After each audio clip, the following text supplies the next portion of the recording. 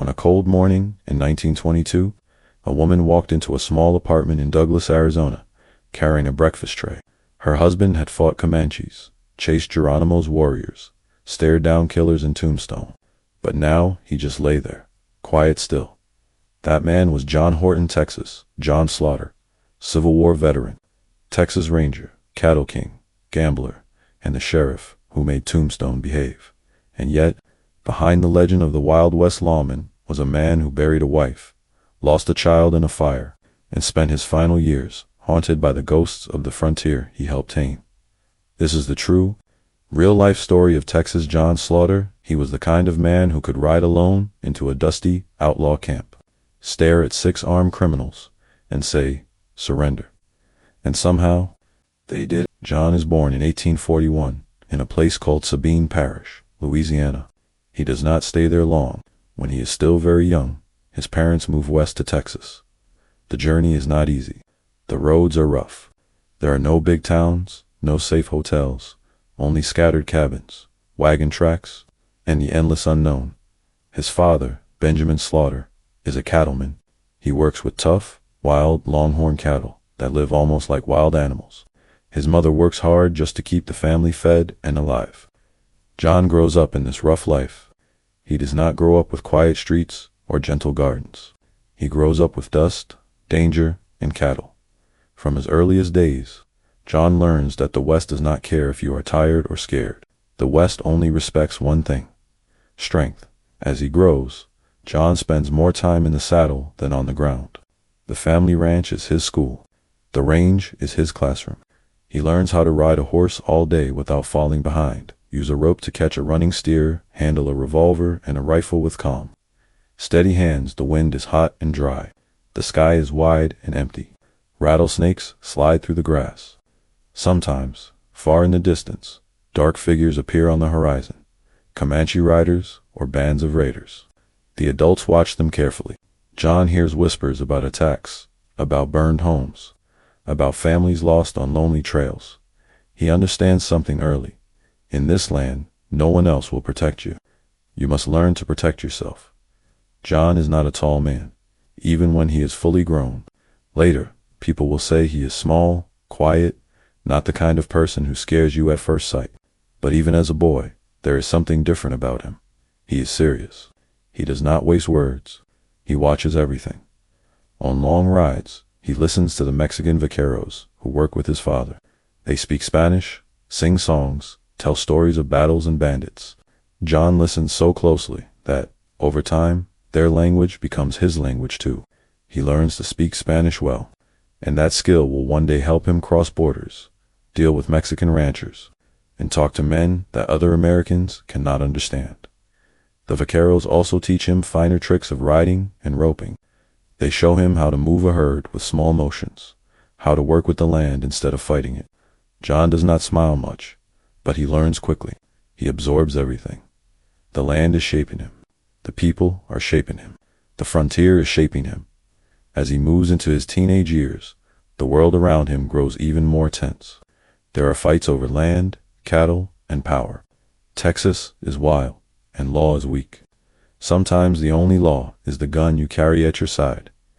It is in this world that John first begins to carry weapons, not just as tools, but as constant companions. A revolver at his hip, a rifle in a scabbard on his saddle. He practices his aim. He learns to stay cool when others panic. He understands that a fast, calm hand can mean the difference between life and death. At night, when the family finishes their work, John sometimes sits by the fire and listens to older men talk. They speak of rangers who ride out to fight raiders, men who stand alone against gangs of thieves, soldiers who die far from home. Under strange skies, John does not say much, but inside, something burns. These stories do not frighten him. They call to him. By the time he is a young man, the land is heading toward a great conflict. Tensions between the North and South are rising. Slavery, states' rights, and power are being argued in big cities far away. But even in Texas, people feel the pull of war. News travels slowly, but it still reaches the ranches and camps. Before that war comes, John spends time with the Texas Rangers, the famous mounted force that tries to protect settlers on the frontier. Riding with them He sees violence up close. He sees raids, burned wagons, bodies on the ground. He also sees courage. Small groups of men standing firm against larger forces, refusing to run. The Rangers are hard men. Some are cruel. Some are noble. Most are a mix of both. John rides with them and learns harder lessons. When to stand and fight, when to move quietly in the dark, when to shoot, and when to wait. Every experience carves another line into his soul.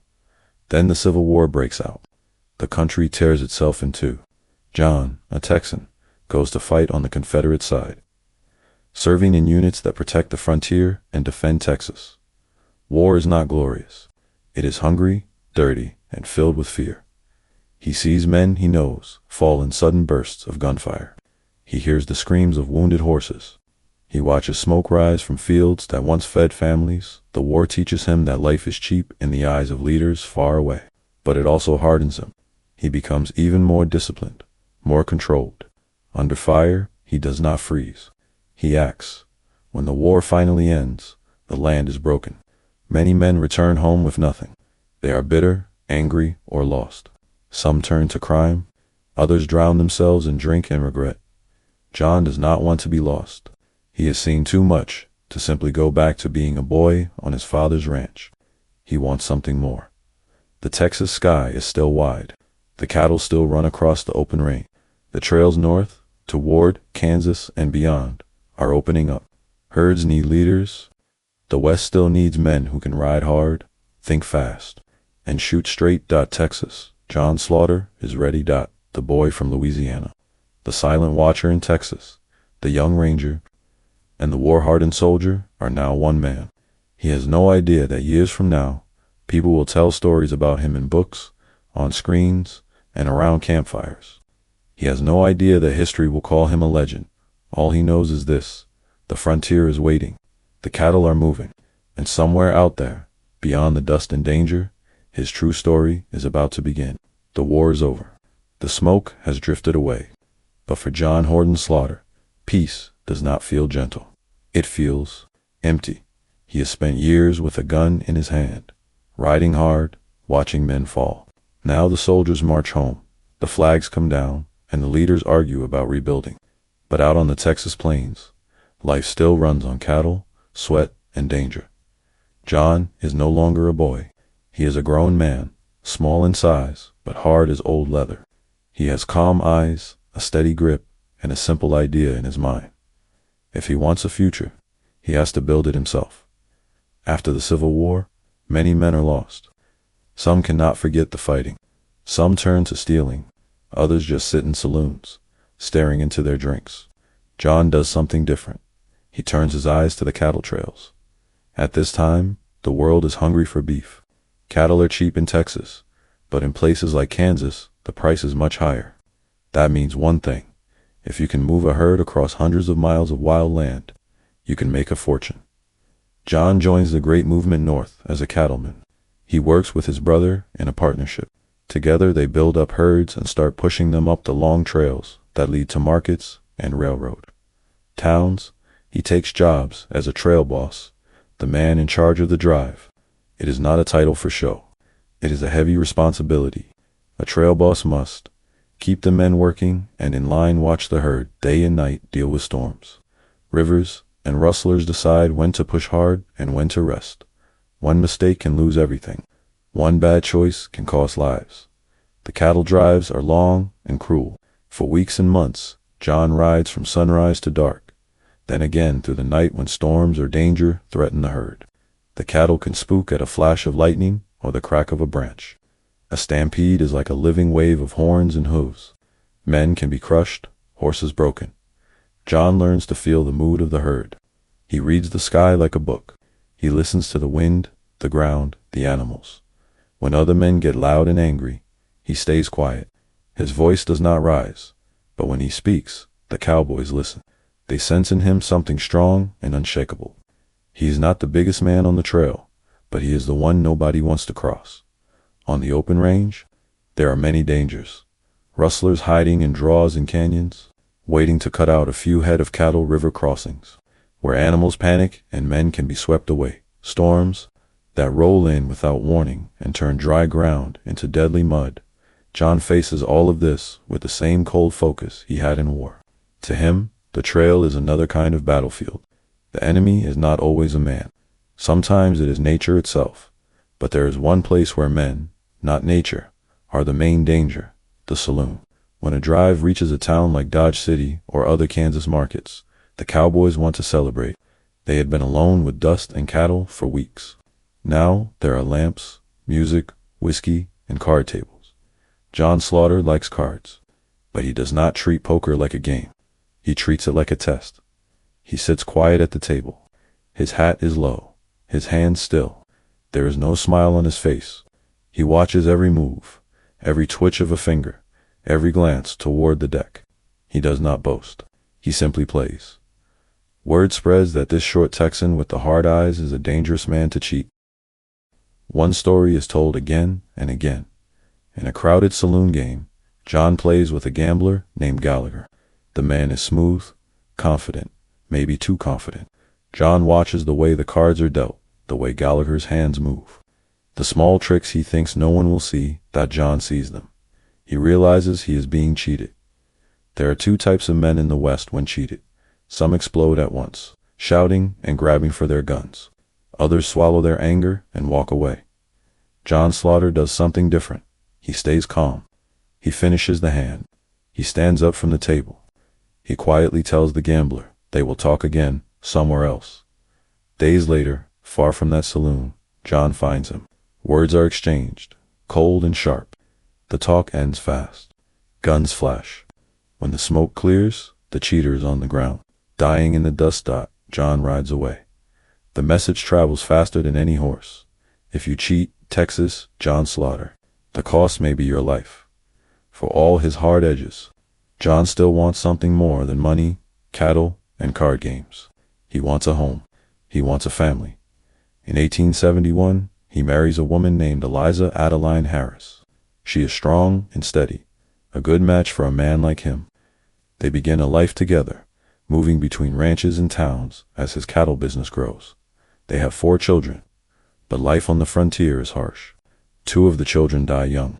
Only Addie and Willie live to grow older. Each loss cuts John's heart, though he rarely shows it on his face. Eliza sees it in the way his jaw tightens, and the way he stares into the fire at night. Death is not new to John. He has seen it in war, on the trail, and at the card table. But the death of a child is different. It is a softer kind of pain, one that his guns cannot stop. He becomes even more serious, more guarded. He works harder, he travels more.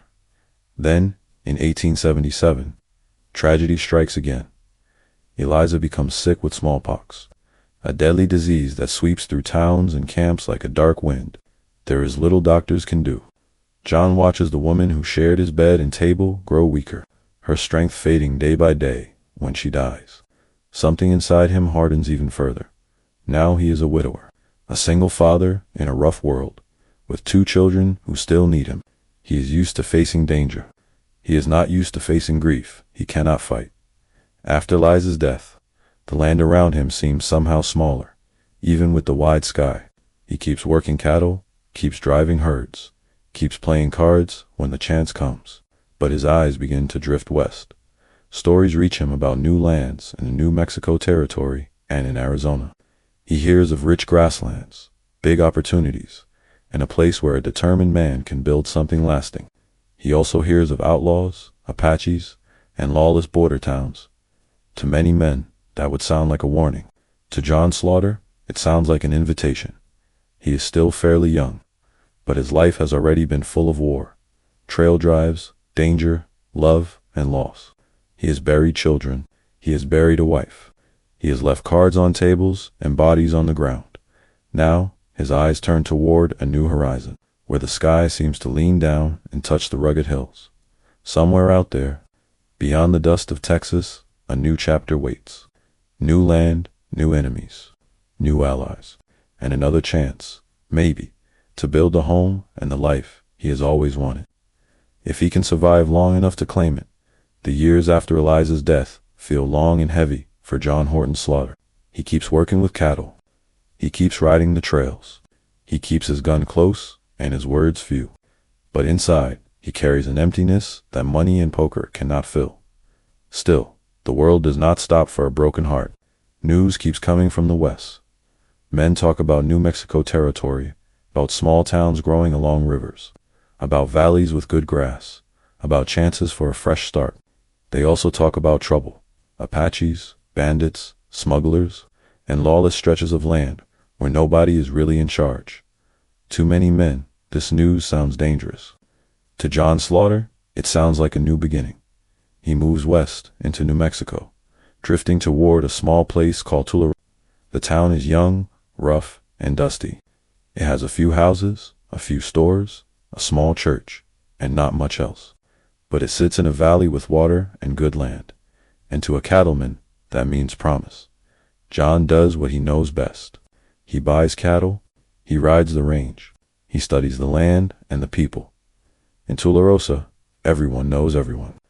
News travels fast.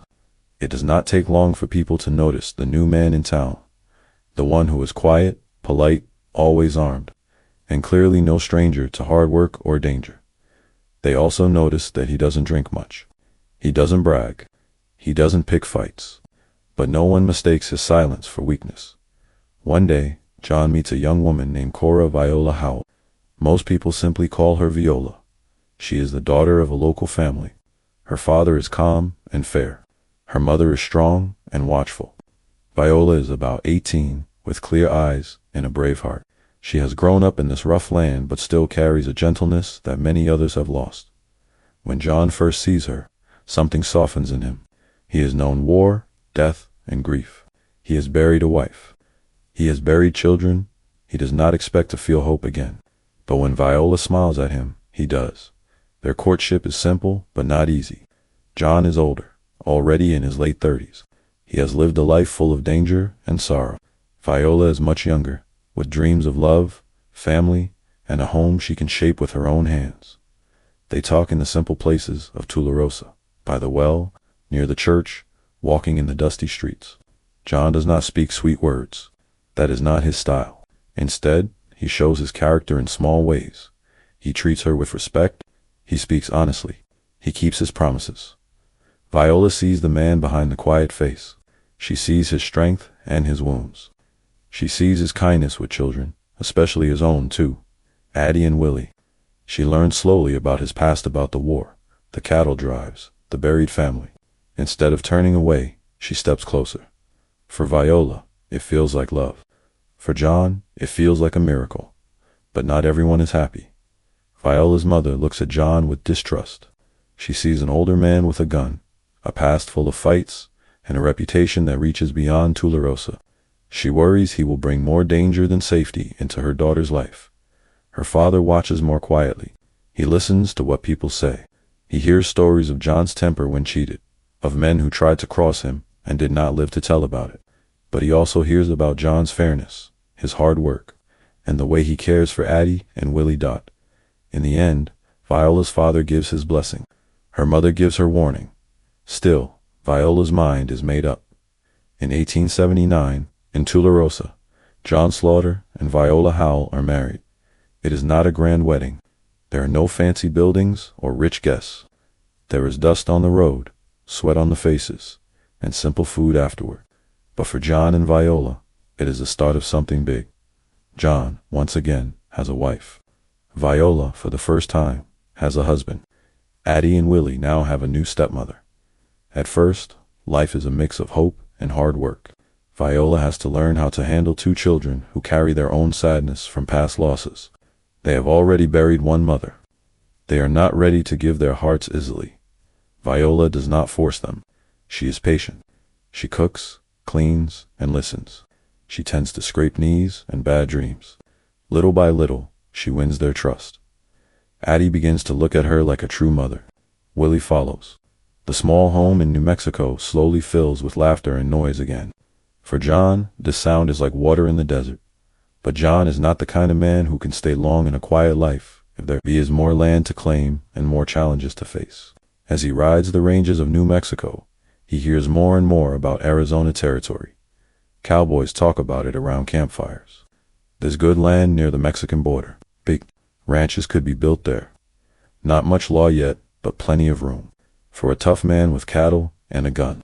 The words sink into John's thoughts.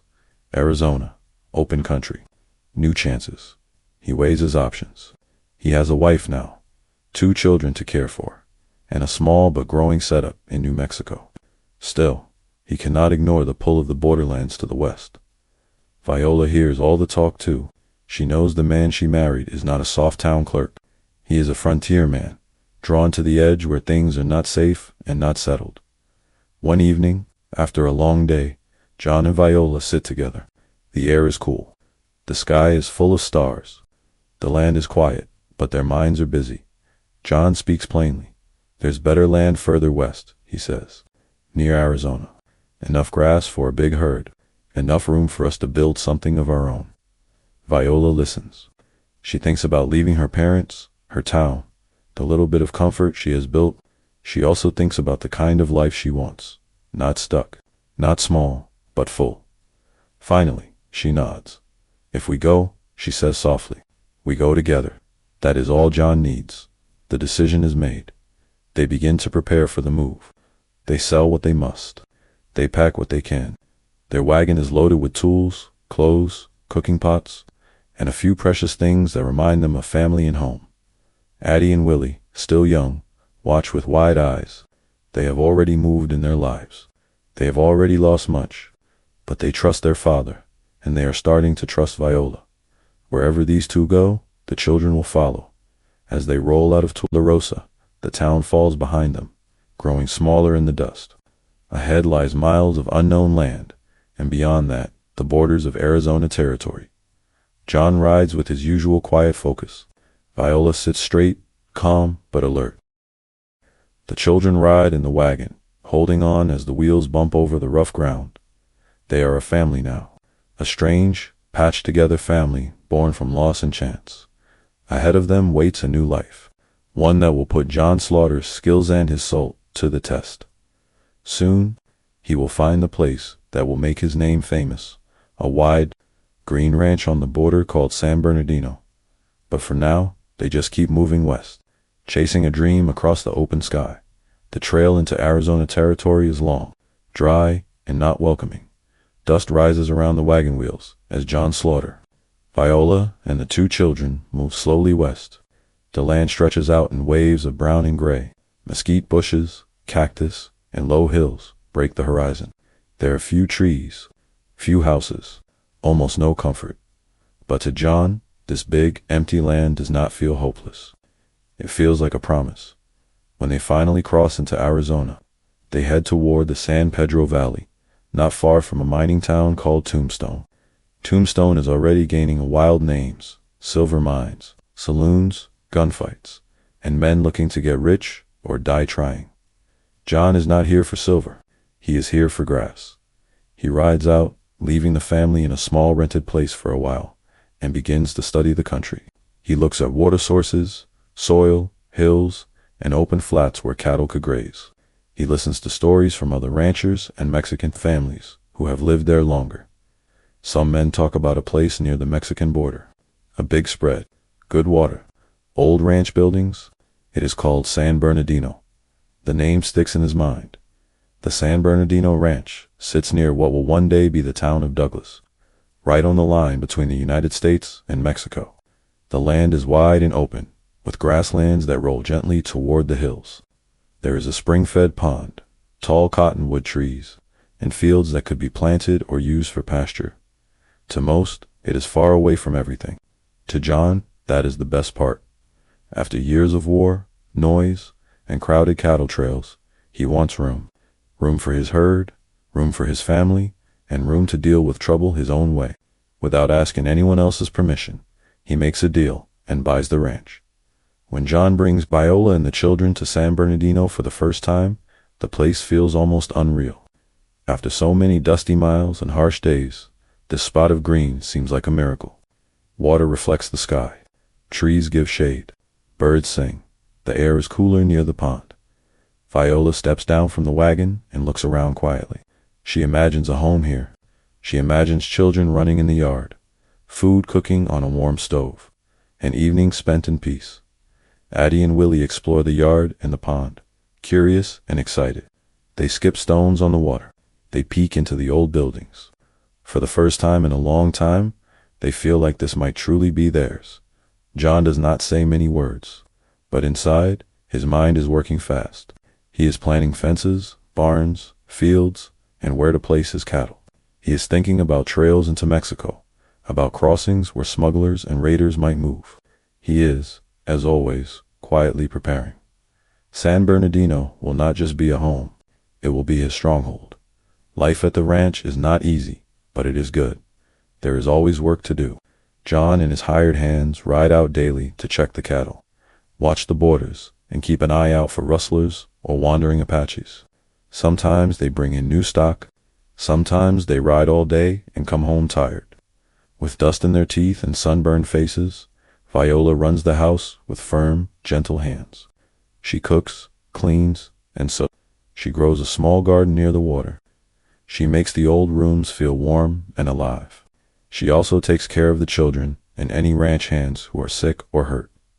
At night, the family gathers around the table. There is simple food, simple talk. The stars outside are clear and bright. Coyotes howled in the distance. Wind moves through the grass and sighs around the house. For a time, it seems like the Slaughters might finally have quiet years. But Arizona is not a quiet place. The San Bernardino Ranch lies in a dangerous spot.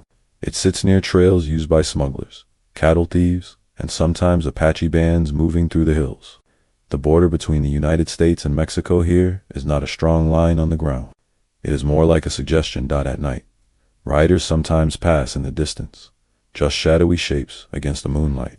Sometimes gunshots echo far away. Sometimes men come to the ranch who are friendly. Sometimes men come who are not. John watches everyone if strangers arrive. He steps out with his gun on his hip and his eyes sharp. His voice stays calm, but his hand is never far from the handle of his revolver. Most men read that message quickly and behave themselves. But once in a while, there is trouble. On one such evening, a small group of rough-looking riders comes to the ranch, asking for food, water, and maybe more. Their eyes linger too long on the horses, the buildings, the herd visible in the distance. John gives them water. He lets them rest a short while. Then, when one of them makes a rude comment about taking what they want, John steps closer. He does not shout. He does not wave his gun. He simply looks the man in the eyes and says in his slow, even voice, "You boys have had your water. Now it's time to ride on." There is a moment of tight silence. Hands hover near gun belts. The air feels sharp. Then one man remembers a story he once heard about a card game, a cheater and a gambler who died in the dust. He looks again at John Slaughter, and something cold moves up his spine, without another word. The riders mount up and leave.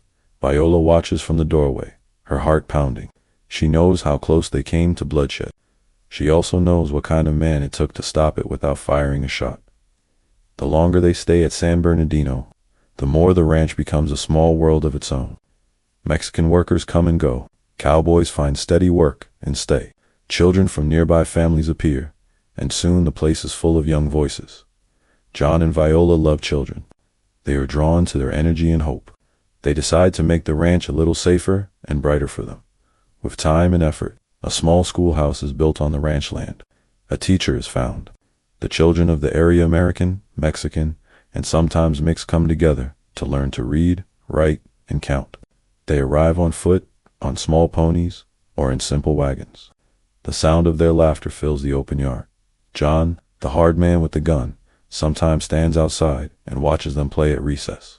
For a moment, as he looks at the running children, the noise, the games, the shouting, his face softens. There is a wound in his heart from the children he lost. But at San Bernardino, he sees new life, new chances. Viola is happiest when the house is full. She offers food to visitors, worries over sick workers, and keeps an open door for neighbors. While John protects the ranch from the outside, she guards its heart from the inside. Still, trouble never sleeps on the frontier. News drifts in from Tombstone and other towns. There are gunfights, feuds, and rival gangs. The famous gun battle at the OK Corral shakes the region and sends shockwaves through law and order. Some lawmen leave. Others die. Some outlaws finally run.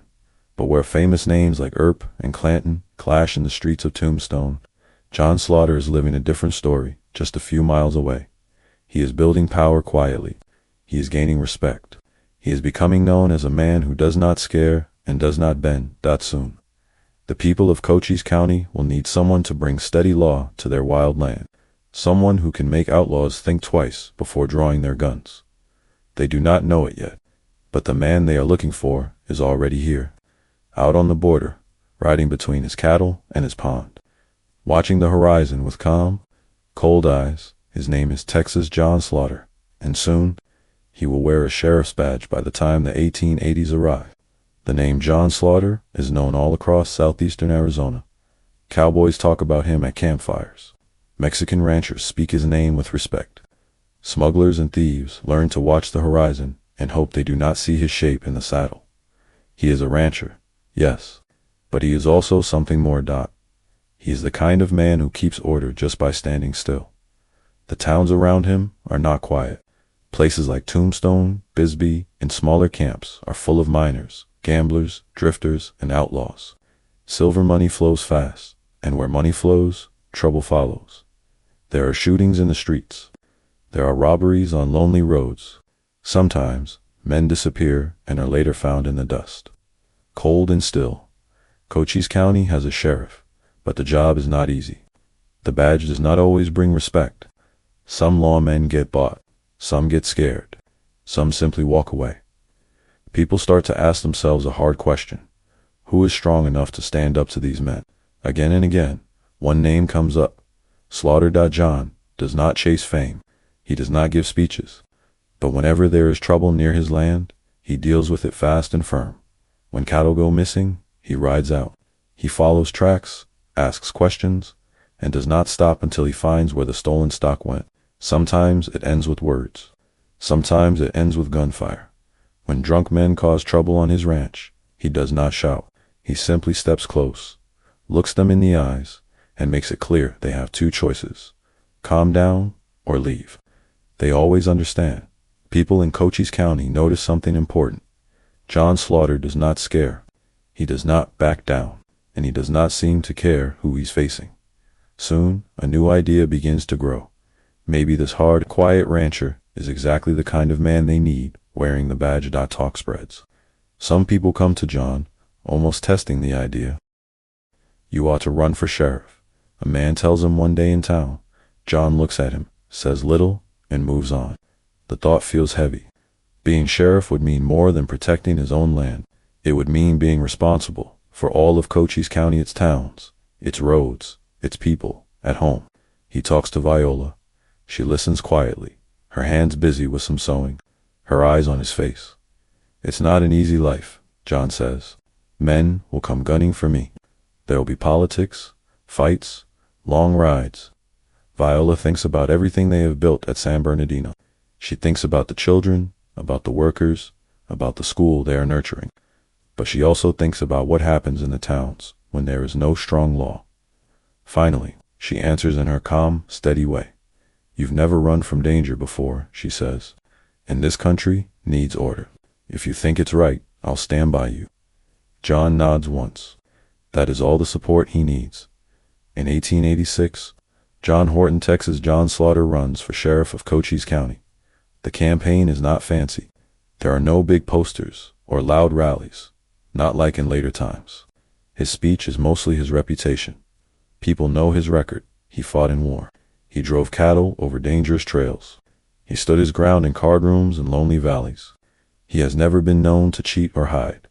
When folks talk about him, they say simple things like, he's tough, he's fair, he doesn't talk much, but he means every word.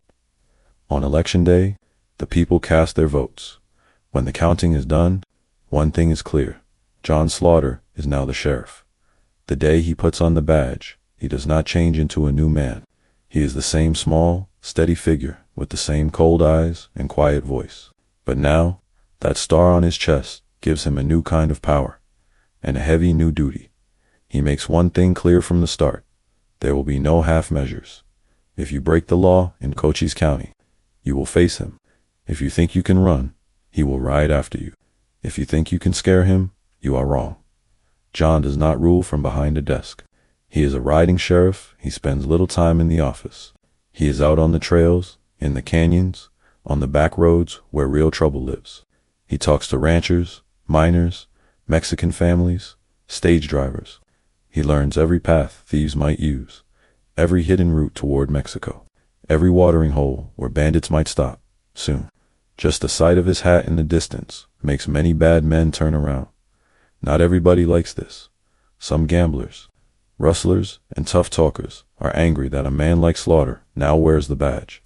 They are used to soft lawmen who can be bought or scared away. They test him. In one small border town, a loud-mouthed cowboy decides to make fun of the new sheriff.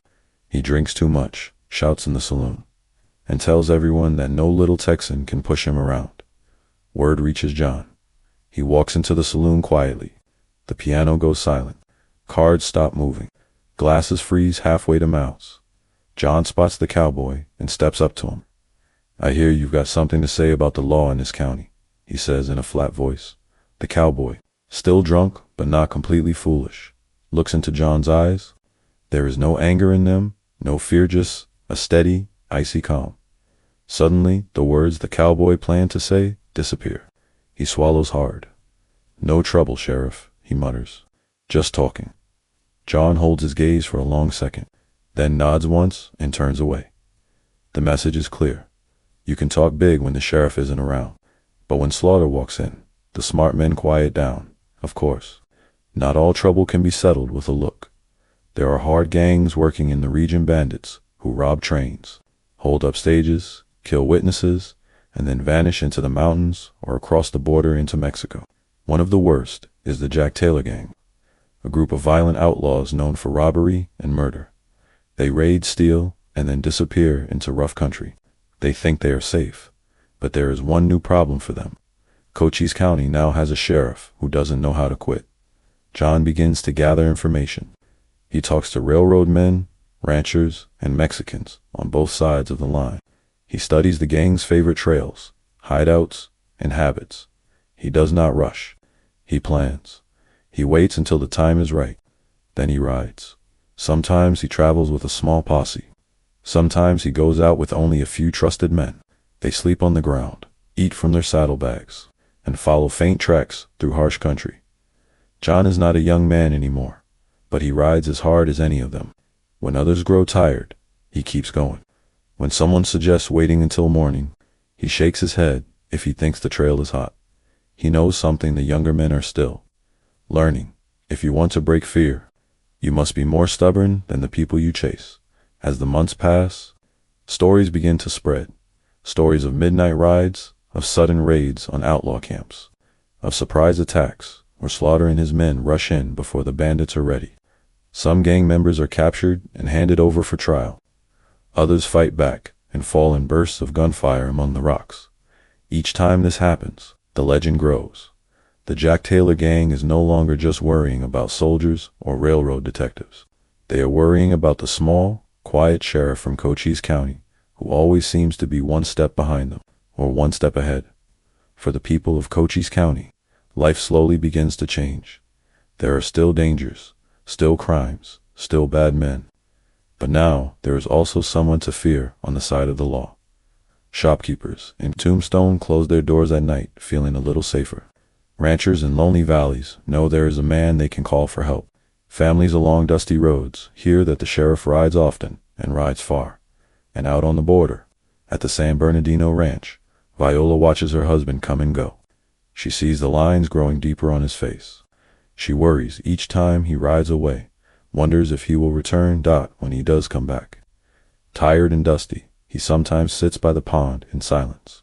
He watches the water, the birds, the children playing. He is a rancher. He is a husband and father. He is also now the iron hand of the law in a wild county. The badge on his chest may be small, but its weight is heavy. As the sheriff of Cochise County, John Horton, Texas, John Slaughter wakes before sunrise most days. The desert is cool and pale. The sky is still half asleep, but his mind is already working. He drinks his coffee in silence. He checks his guns, his saddle, his gear, then he rides. His world is split in two. On one side, there is the San Bernardino Ranch. Green water, shade trees, children's laughter, Viola's warm meals, the small schoolhouse, the life of a family trying to build something gentle in a hard land. On the other side, there is Cochise County. Tombstones, noisy streets, dusty mining camps, lonely roads, hiding places in the hills, outlaws, drunks, and men with quick tempers and slower minds. John spends his days moving between these two worlds. Some mornings, he rides to a town to serve a warrant or break up trouble. Other days, he rides the border, watching for smugglers or raiding bands slipping through canyons and dry washes. Always watching, always judging, always ready to act. One of the hardest problems in those years is the Apache conflict. For a long time, Apache bands have fought against soldiers, settlers, and ranchers. They know the mountains and deserts better than anyone. They move fast, strike hard, and then vanish. Names like Geronimo and the Apache Kid are spoken in low voices around campfires. Some people call them savages. Others say they are warriors defending their land. John does not waste breath on big speeches. To him, one rule sits above all others. If you raid, kill, or steal in his country, he will come for you. Sometimes the U.S. Army passes near the San Bernardino Ranch. Columns of dusty soldiers, blue coats faded by sun, horses lean and tired. Officers stop to talk to him. They know this small sheriff with the deep-set eyes understands the land better than most of them. John shares what he knows, which passes are likely used. Where water can be found, where raiders might cross back into Mexico, he does not boast. He just points with a gloved hand, drawing rough maps in the dirt. His Spanish, learned as a boy from Mexican vaqueros, helps him speak with local families and scouts. He gathers stories, tracks, rumors, and passes on what is useful. At times, he rides with small groups of soldiers or scouts. Not as a soldier, as the man who knows the land. One hot afternoon, John and a handful of men follow faint tracks up into low hills. A wagon has been attacked. 2 mules shot. The driver and his helper killed and left beside the road. The tracks are old by the time they find them, but not too old. John studies the ground carefully. 4, maybe 5 riders, he says. His voice is quiet, but everyone listens. 2 shod horses, the rest bare. He points toward a narrow cut between 2 ridges. They went that way. The men ride in a long line, eyes sharp, rifles ready. Hours pass. The sun beats down. The horses sweat and snort. Finally, they see smoke, a thin, gray line rising from behind a rocky OUTC ROP. John motions for silence. They dismount and move forward on foot. Near the rocks, they find a small camp. A few stolen goods, some blankets, a low fire, but the raiders have already moved on. Maybe they saw the riders coming. Maybe they were simply too quick. For some lawmen, this would be the end of the chase. For John, it is just one part of a long, grinding job. He is not chasing just one band or one man. He is fighting against a whole pattern of raids, thefts, and revenge. Days like that were on a man. He returns to San Bernardino, dusty and silent. Viola greets him at the door, looking for wounds with her eyes before she even asks how the day went. Sometimes he tells her stories. Sometimes he just says, "It was a long ride," and sits down by the window. At night, when the children sleep and the house is quiet, John sometimes walks alone down to the pond. The moon reflects on the water. Frogs croak softly. The world feels softer here. He thinks about the men he has arrested, the men he has shot, the men he could not catch in time. He also thinks about the settlers, the Mexican families, the miners and ranch hands who count on him to keep them safe. They have children, too. They have hopes and fears, just like his own family. He does not think of himself as a hero. He thinks of himself as a man with a job only a few are willing to do. His work is not only about Apaches and raids. Much of it is more ordinary, but just as dangerous. A drunk miner firing his pistol in the street, a ranch hand knifed over a card game, a stagecoach robbed in a rocky pass, A husband beating his wife behind a thin wall. Whenever trouble rises, someone runs to find the sheriff. Sometimes John arrives, and the sight of his badge and his calm face is enough. The gun goes back in the holster. The knife goes back on the belt. The angry man sits down and cools off. Sometimes it is not enough. One evening in Tombstone, two men argue in a saloon over a debt. The argument grows hotter. A chair falls. Someone shouts. A bottle breaks. Hands move toward gun belts. Before anyone can fire, John steps through the swinging doors. The noise dies, as if someone turned down a lamp. He looks at the men. One is shaken with anger and drink. The other is pale, scared, but stubborn. John does not shout. He does not pull his gun. "Put the pistols on the table," he says. His voice is soft but firm, like a door closing. For a second, neither man moves. Then, slowly, both do as he says. The guns thump onto the wood. John picks them up, holds them in one hand, and nods toward the door. "You," he says to the angriest one. "Home. Now." The man starts to protest, but John tilts his head just slightly, and whatever he sees in that steady gaze makes his words die in his throat. He leaves. The other man is told to sit down and stay quiet until the sheriff is gone. John walks out with both pistols and returns them later when things have cooled. No shot fired, no blood spilled, just the weight of a man who has seen too much killing to allow any more if he can help it. Still, there are times when there is no peaceful answer. On the rough edges of the county, near the border, John faces hardened criminals who will never surrender as long as they can reach their guns. Men who rob trains, men who kill witnesses, men who cross into Mexico thinking the law cannot follow. John understands they are wrong. He knows the trails into Mexico. He knows the crossing points, the hidden streams, the little villages that look the other way when strange riders appear. He rides beyond the border when he believes it must be done, tracking men who think they are safe. Sometimes he returns with prisoners. Sometimes he returns with stories told in few words. Sometimes he returns with nothing but dust and anger. Through all of this, the San Bernardino Ranch remains the center of his life. Viola keeps the house bright and welcoming. Children continue to come to the little school. Workers eat at the long table. The ranch is more than a business now. It is a small community, a piece of order in a world full of chaos. Visitors are always surprised when they meet the famous sheriff here. Many expect a wild, loud gunfighter, eager to brag about his shootouts. Instead, they find a quiet, small man who likes children, respects women, works hard, and speaks gently until he doesn't have to. They see him pat a horse on the neck, talk softly with a young boy, or ask Viola how her day has been. It is hard to believe this is the same man outlaws fear, the same man whose name can empty a saloon of trouble.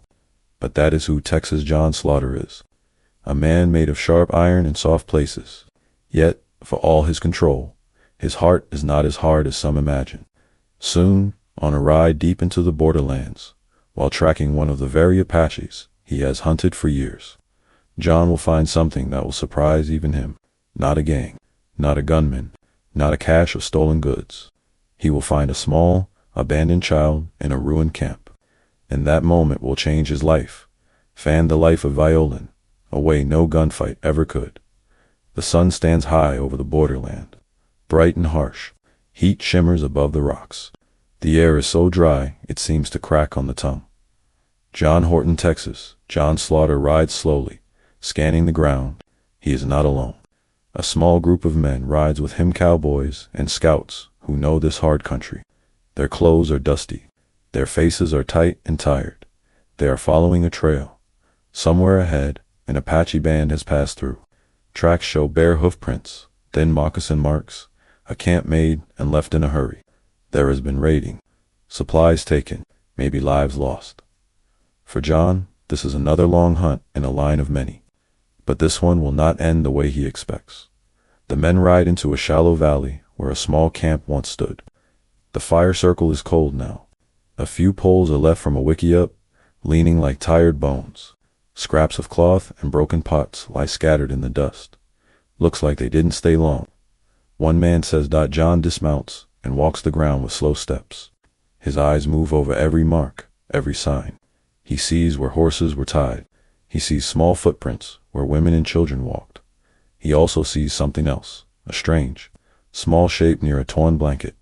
At first, he thinks it is just a bundle of cloth. Then he hears it, a thin, weak sound, a tiny voice.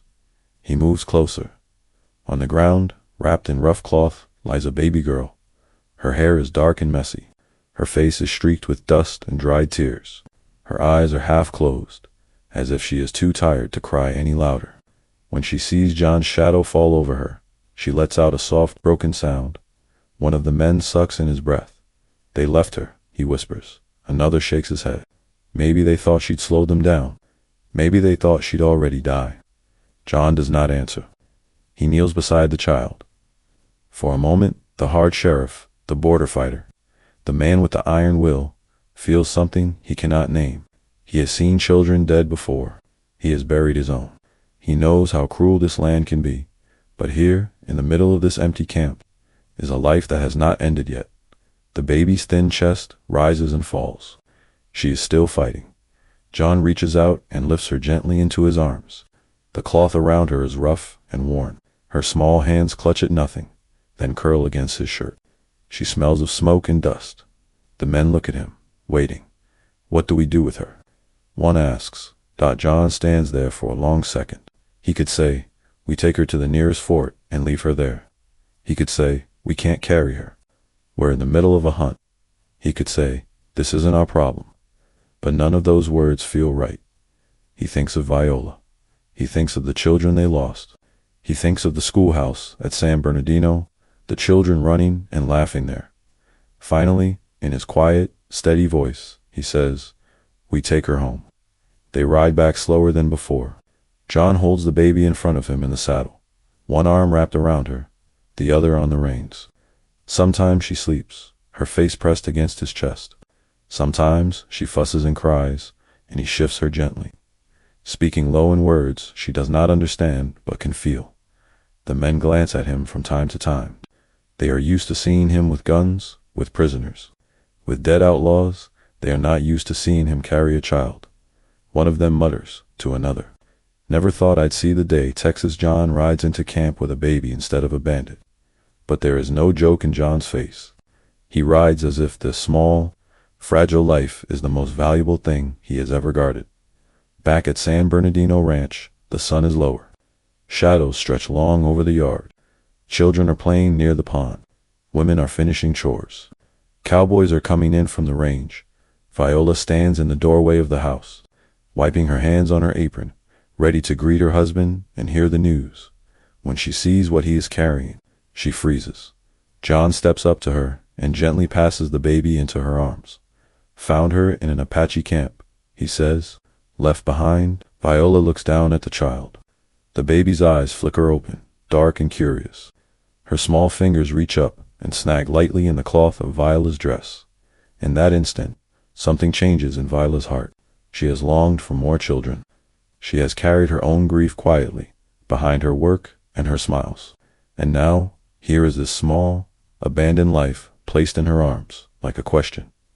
What will you do with me? The child's eyes seem to ask.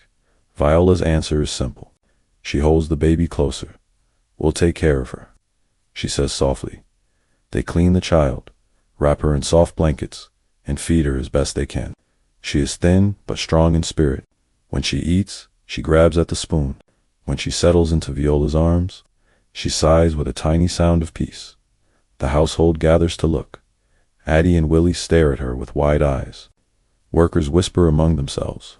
Someone says she must be Apache. Someone else worries about what people will think. John listens, then speaks in his calm, final tone. She's ours now, he says. That's all that matters. Words like that end arguments. They give her a name. Because of her Apache blood, they call her Apache. Because they believe she was born in the month of May, they add May. And so she becomes Apache May Slaughter. Viola throws herself into caring for this new child. She sews little dresses for her, sometimes using bright pieces of cloth from old posters and advertisements. These strange, colorful outfits make Apache May stand out wherever she goes. Soon, people in the nearby towns hear about her. They hear that the hard lawman and his kind wife have taken in an Apache baby. Some people are shocked, some are impressed, some are quietly cruel. They whisper things like, will she grow up wild, like the warriors? Is it safe, raising an Apache girl? Bad blood tells, sooner or later. John hears these words. He does not argue with them in long speeches. He simply raises his head and says, she's my daughter. You got a problem with that? No one answers him to his face. Apache May grows quickly. The ranch becomes her whole world.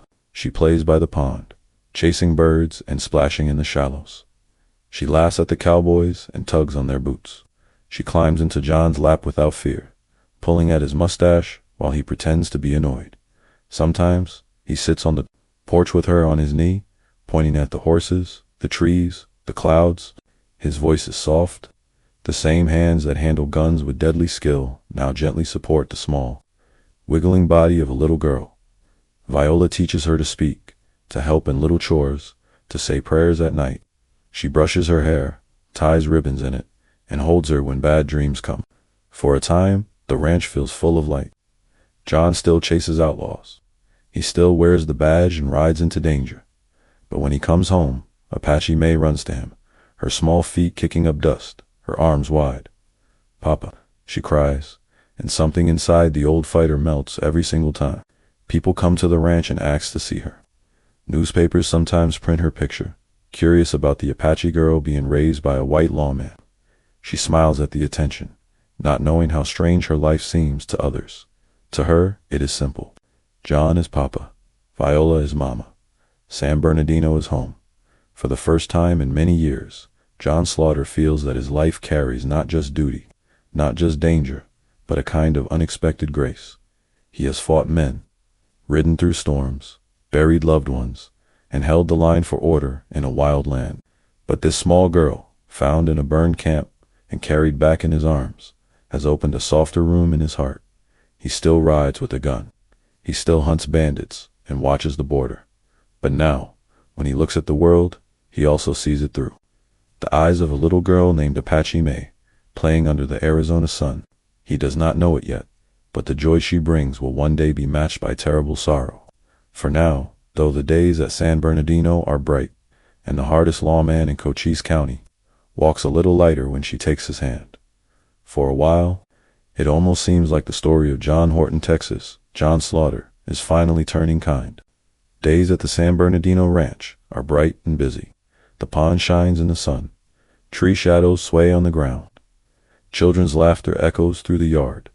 At the center of so much of that laughter is a little girl with dark hair and bright eyes, Apache May Slaughter. She grows fast. One year she is a tiny bundle in Viola's arms. The next, she is running barefoot near the water, chasing chickens and trying to pet every animal on the ranch. Everyone knows when Apache May is awake. She has a loud laugh, a quick smile, and a habit of asking endless questions. Why does the horse sleep standing up? Why is the sky so big? Why do you have 2 guns, Papa? John answers in his slow way, picking words carefully. The horse stands because he needs to run if there's danger.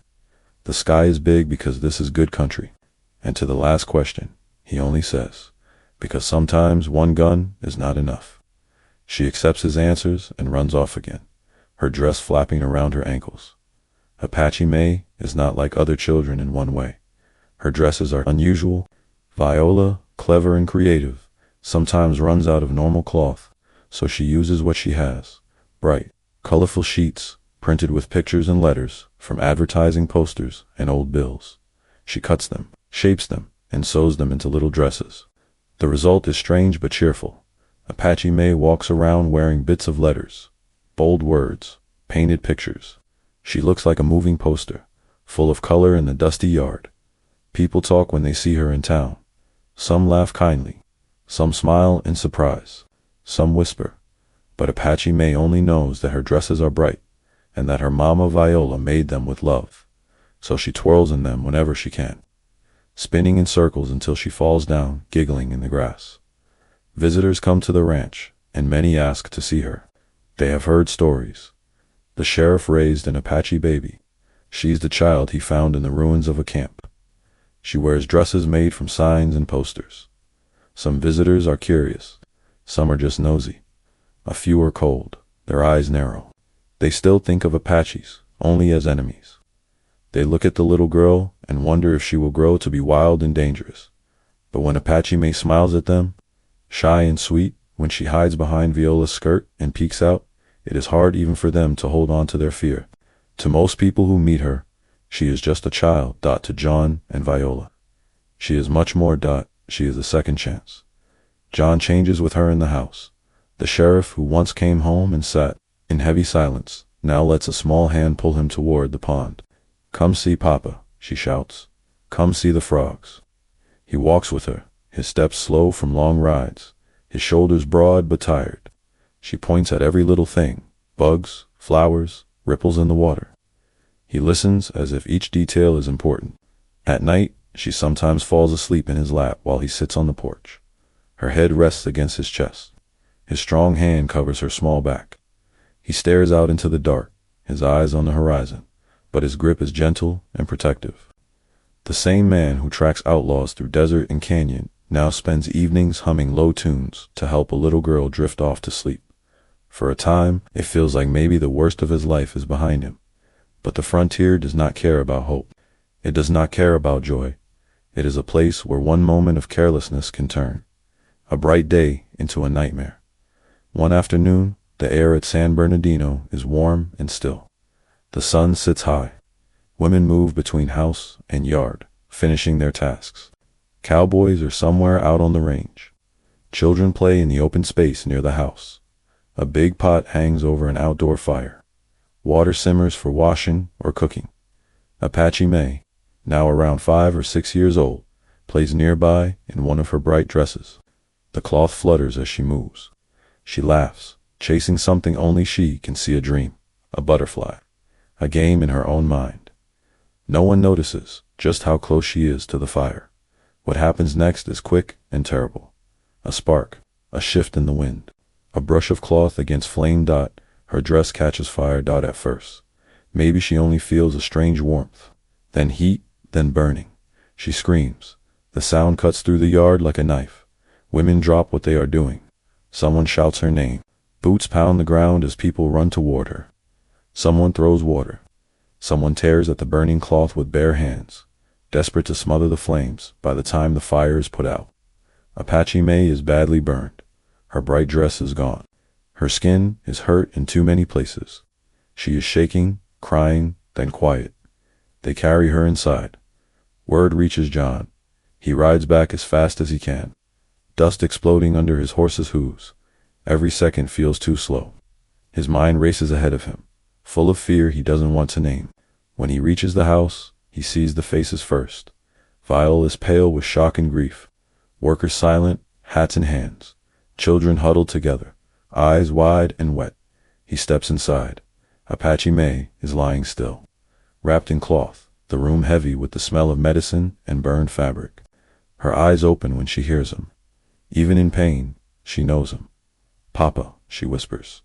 2 simple syllables, full of trust, full of love. They break his heart. He takes her small hand, careful not to hurt her more. He talks to her softly, tells her he's here, that she is not alone, that he loves her.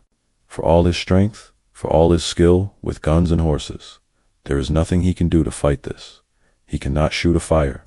He cannot chase down a mistake. Doctors do what they can.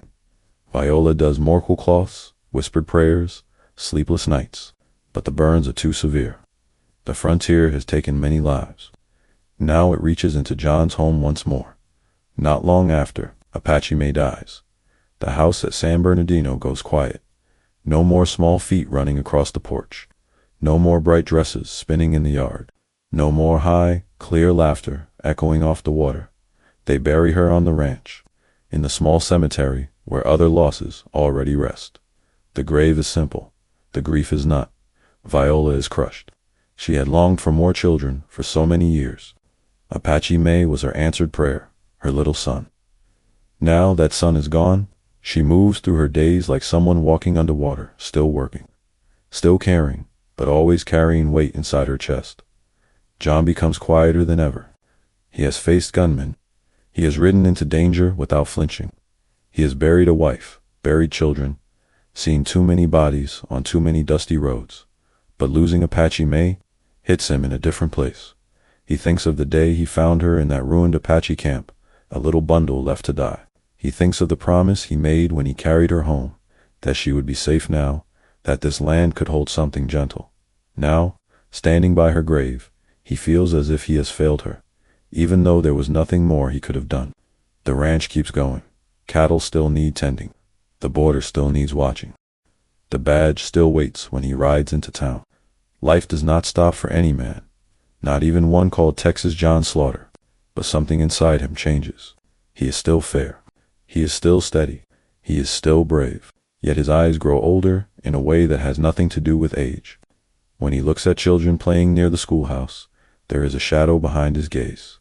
When he walks by the pond, he sometimes stops and stares at the water for a long time, remembering a little girl splashing there in a dress made of bright letters and pictures. The sheriff who once seemed carved from stone now carries a crack that will never fully heal. He keeps doing his duty. He keeps guarding the wide, dangerous land he calls home. But from this point on, every ride, every quiet evening, every sunrise over San Bernardino is colored by the memory of Apache May.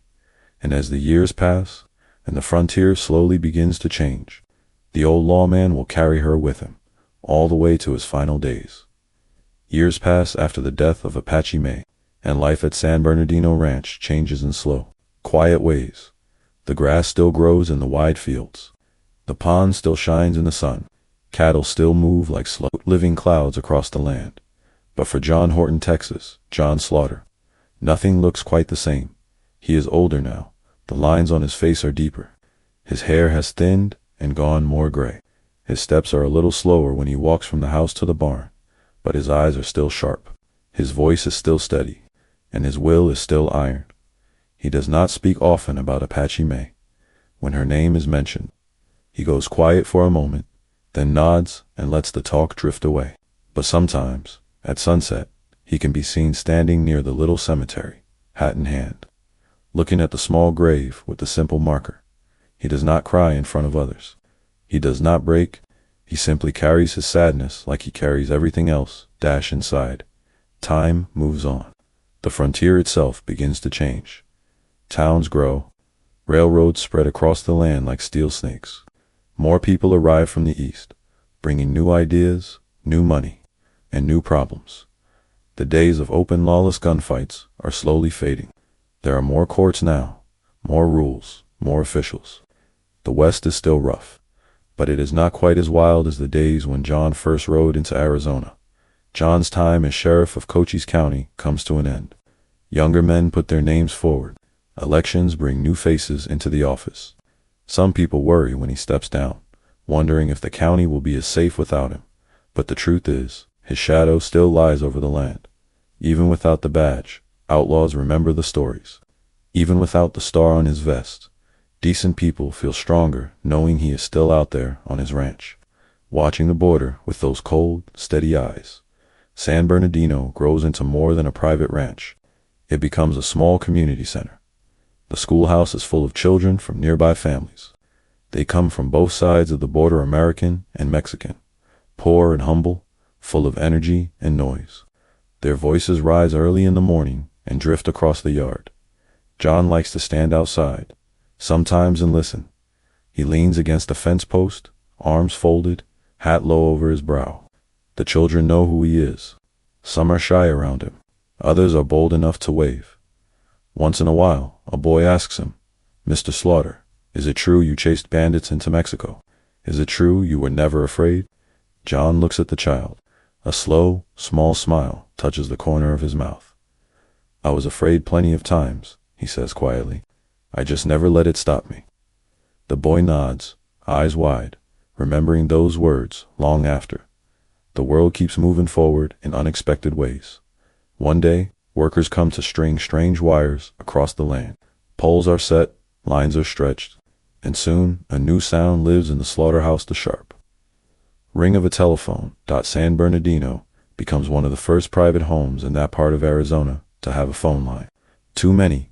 This feels like magic. Voices flying over miles, carried not by horses, but by thin wires. John does not fully trust the device, but he sees its use. It brings news faster. It gives him a way to call for help or offer it later. He buys automobiles, the new horseless carriages that many old cowboys make fun of at first.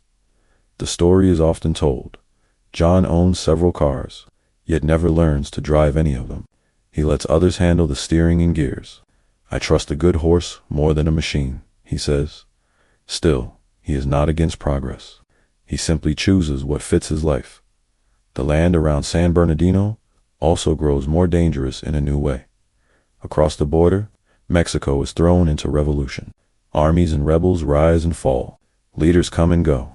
Names like Pancho Villa are spoken in the newspapers and in quiet talks beside campfires. Raids and battles flare up along the line. Homes are burned. People flee from one side to the other. Even in his older years, John cannot ignore trouble. One story from this time says that when word came that armed men might be moving near his ranch, bandits or revolutionaries, John did not hide. Instead, he rode out to meet them. The details change in every telling, but the heart of the tale is always the same. An old man, well past his early strength, still straight in the saddle, rides alone or with just a few men toward a group of armed fighters. He does not beg. He does not shout. He simply speaks in his calm way, making it clear that his ranch is not to be touched, his people not to be harmed. Some say he rode back with a bag of gold coins, given as a gift to keep the peace. Some say the men he faced simply respected his courage and left him alone. Whether every detail is true or not, one thing is clear. Even in old age, Texas John Slaughter remains, a man other men do not want as an enemy. Yet time is a force no one can stop. John begins to feel the years in his bones. Long rides leave him more tired than before. Wounds from the past, falls, fights, bad weather add up in his body. He spends more time sitting on the porch, watching the pond, listening to the wind. Cowboys now are often younger men who grew up hearing his name as a legend. They call him Mr. Slaughter with deep respect, tipping their hats as they pass. Sometimes a young hand will sit near him and ask, "How did you do it, sir? How did you keep going all those years?" John thinks for a moment, then answers in simple words. "You get up," he says. "You do what needs doing. You don't quit, that's all." As his health grows weaker, decisions have to be made. The work of running a big ranch and living so far from town becomes harder. Doctors are not close. Supplies can take time to reach them. The world is changing, and so is he. At last, John and Viola choose to leave the ranch as their full-time home. They move into a modest apartment in the town of Douglas, not far from San Bernardino, but much closer to doctors, churches, neighbors, and simple city comforts. For a man who has spent his life in open spaces, this is not an easy change. He looks out the window and sees streets instead of sky, houses instead of hills.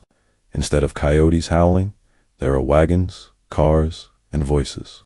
Viola sets up the rooms as cozy as she can, placing familiar things from the ranch where he can see them. He visits San Bernardino when he is able. He walks slowly by the pond. He stands for a long time near Apache May's grave. He looks over the fields where cattle still graze. But each visit reminds him of one truth. His riding days are almost done. In Douglas, people still recognize him. Some are old enough to remember when he wore the badge. Others know him only by stories their parents told, stories of a sheriff who feared no man and rode where others refused to go. He walks the streets more slowly now, cane in hand, but even with his slower step, there is something in the way he carries himself that still says, this is a man who has seen everything and never backed down. The Wild West is fading into history. New laws, new machines, new faces are taking over. But in this small town apartment, one of the last true men of that wild time is living out his final years, quiet and watchful. Soon, his long journey from Louisiana boy to Texas cowboy, from ranger and soldier to sheriff and rancher, will reach its end. And when it does, the land he tamed and the people he protected will remember his name. Morning comes softly to Douglas, Arizona. The streets are quiet. A few people move about, shopkeepers opening their doors, women sweeping porches, a milk wagon rattling slowly along the road. The air is cool, with just a hint of the desert heat that will rise later. In a simple upstairs apartment, an old man sleeps. His name is John Horton, Texas, John Slaughter. He has lived through war, raids, gunfights, cattle drives, and heartbreak. He has tamed land, chased outlaws, and watched children grow and fade like sparks in the dark. On this morning in February 1922, he does not wake up when Viola rises. She moves quietly, as she always does. She prepares the small breakfast, sets things in order, and then goes to check on her husband, John. She calls softly. There is no answer. She steps closer. The room is still. His face is calm. There is no sign of struggle, no sign of pain. He looks like a man who simply closed his eyes after a long day and decided not to open them again. Viola realizes the truth in a slow, heavy wave. He is gone. She sits beside the bed, takes his hand, and holds it tightly, even though it has already grown cool. For a moment, all the years rush back to her, their meeting into the move to Arizona, the early days at San Bernardino, the laughter of children, the sound of gunshots far away, the long nights waiting for him to return from dangerous rides. She whispers a few words only he and God can hear. Then, with tears filling her eyes, she lets his hand rest gently on the bed. The long ride of Texas John Slaughter has finally ended. News spreads quickly through Douglas, and then across southeastern Arizona. The old sheriff is dead. Slaughter passed in his sleep. Texas. John is gone. Men who once rode with him are now old themselves. They gather in small groups in front of stores, at saloons, in quiet corners. He was a hard man, one says. Hard when he had to be. Another adds, but fair. Younger people, who know him only from stories, listen closely. They have heard the tales their parents told, how he faced down killers without blinking, how he chased the Jack Taylor gang into rough country, how he took in a little Apache girl and raised her as his own, how his quiet anger made bad men rethink their choices. To them, he was almost a character out of a legend, someone larger than life. Now, they learn he died not in a gunfight, not in a burning barn or a dusty street with pistols drawn, but in his bed, in a small upstairs apartment, with the world slowly moving past his window. There is something strangely fitting in that, the land that once demanded his gun and his courage, finally lets him go in peace. They bury him in Douglas, at the Calvary Cemetery. The funeral is not grand in the way of big cities, but it is full in the way that matters. Old friends, former deputies, ranchers, Mexican families, townspeople, and curious younger folks come to say goodbye. Some knew him closely. Some only knew the stories. Men stand with hats against their chests. Women hold handkerchiefs to their eyes. Children peek from behind skirts and coat sleeves, whispering to each other as the simple service is spoken. People think about different parts of him. A few remember the Confederate soldier, riding through the smoke of the Civil War. Others remember the tough trail boss, pushing cattle through storms. Many recall the sheriff, small in size but large in presence, who made bandits think twice and towns sleep a little easier. Some think of the father, broken by the losses of his children and his little Apache May. And some, especially the workers and neighbors from his ranch days, remember the quiet man on the porch, watching the pond while children played nearby. When the last words are said and the last prayers whispered, they lower his body into the ground. The dirt falls softly. A chapter in the story of the West closes. But stories do not stay buried. Years pass. The old cattle trails fade. The mining camps change. Cars replace wagons. Telephones and electric lights spread where only candles and campfires once glowed. Yet the name, Texas John Slaughter, keeps traveling. Writers put his story into books. Newspapers tell his tale now and then. Later, in another century, television will pick up his legend. A show will be made about him, turning his life into episodes watched by children who never saw the open frontier. To them, he will be the brave sheriff of a world that already feels like a myth. Of course, those stories will not tell everything. They will smooth the rough edges, skip some of the quiet moments, and sometimes make him larger than life in the wrong ways. But behind the legend is a real man, a boy from Louisiana who grew up in Texas dirt, a cowboy who rode the long trails north with herds of restless cattle, a gambler who would not tolerate a cheat, a husband who loved two very different women in two different chapters of his life, a stepfather and adoptive father who tried to build a safe world for children in a land that had rarely been safe for him, a sheriff who believed that law and order were worth fighting for, even if he had to ride into the dark to make it so. If we could stand today at San Bernardino Ranch, where the pond still reflects the sky and the wind still moves through the grass, we might imagine him there. We might picture him sitting on the porch, hat low, watching the land he claimed and defended. We might see children running real or remembered through the yard, their laughter rolling over the water. We might see a little girl in a bright patchwork dress, spinning in circles, her voice calling, "Papa, Papa," and him, standing, smiling just a little, arms open. Of course, he is not really there now. What remains is the land, the buildings, the trees, and the stories. But that is how people like Texas John Slaughter stay alive, not in their bones, but in the memories they leave behind in the end. His life tells a simple truth. The West was not just made by famous names and big gunfights. It was shaped by men and women who woke up every day, faced danger, and did what they believed was right to heaven, when the cost was high. John Slaughter was far from perfect. He was tough, sometimes harsh, sometimes feared. He lived in a violent time and used violent tools, yet he also loved deeply. He built a home. He gave children a place to learn and grow. He took in a child the world had left to die and made her his own, if only for a few short years. Between the gunsmoke and the dust, between the cattle and the badges, between the graves and the laughter, he carved out a life that still echoes today. And so, when people speak of the old frontier, his name rides with the wind. Texas John Slaughter, rancher, lawman, father, fighter, a man who walked through fire and never truly stopped moving, until the morning he finally laid down and slipped quietly from this world into whatever waits beyond the far horizon.